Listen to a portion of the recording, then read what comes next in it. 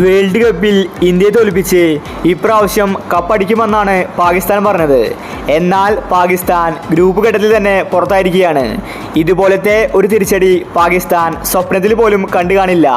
ചെറിയ ടീം വരെ അടുത്ത റൗണ്ടിലേക്ക് എത്തിയിരിക്കുകയാണ്.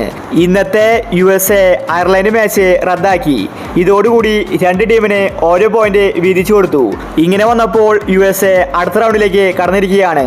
പാകിസ്ഥാൻ പുറത്തായിരിക്കുകയാണ്. ഇന്ന് പാകിസ്ഥാൻ പുറത്തായ ശേഷം ബാബർ പറഞ്ഞ കാര്യമാണ് നമ്മൾ ഇന്നത്തെ വീഡിയോയിൽ നോക്കുന്നത്. ഇത്തരം ക്രിക്കറ്റ് ന്യൂസിന് വേണ്ടി ഈ ചാനൽ മറക്കാതെ സബ്സ്ക്രൈബ് ചെയ്യൂ. ബാബർ പറഞ്ഞത് ഇങ്ങനെയായിരുന്നു: ഇതുപോലത്തെ ഒരു തിരിച്ചടി ഞാൻ ഒരിക്കലും സ്വപ്നം കണ്ടിട്ടില്ല. സെമി ഫൈനൽ എത്തുമെന്ന് എനിക്ക് ഉറപ്പായതായിരുന്നു. എന്നാൽ ഗ്രൂപ്പ് ഘട്ടത്തിൽ തന്നെ ഞങ്ങൾ പുറത്തായിരിക്കുകയാണ്. ഇത് ഞങ്ങൾക്ക് നാണക്കേട് തന്നെയാണ്.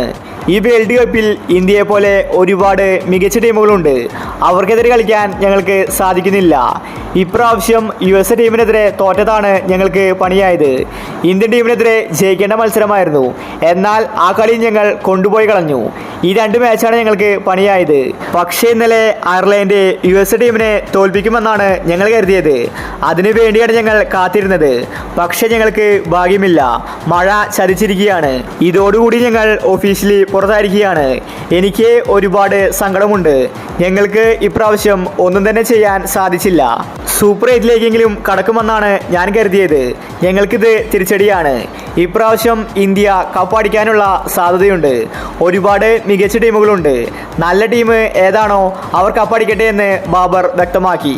അങ്ങനെ പാകിസ്ഥാന്റെ പത്തി മടങ്ങിയിരിക്കുകയാണ്. ഇന്ത്യയെ തോൽപ്പിക്കുമെന്നാണ് അവർ പറഞ്ഞത്.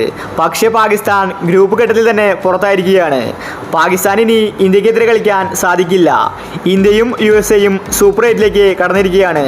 പാകിസ്ഥാൻ ശരിക്കും നാണം കെട്ടു എന്ന് തന്നെ പറയേണ്ടിയിരിക്കുന്നു. അപ്പോൾ ഇത്തരം ക്രിക്കറ്റ് ന്യൂസിന് വേണ്ടി ഈ ചാനൽ മറക്കാതെ സബ്സ്ക്രൈബ് ചെയ്യൂ.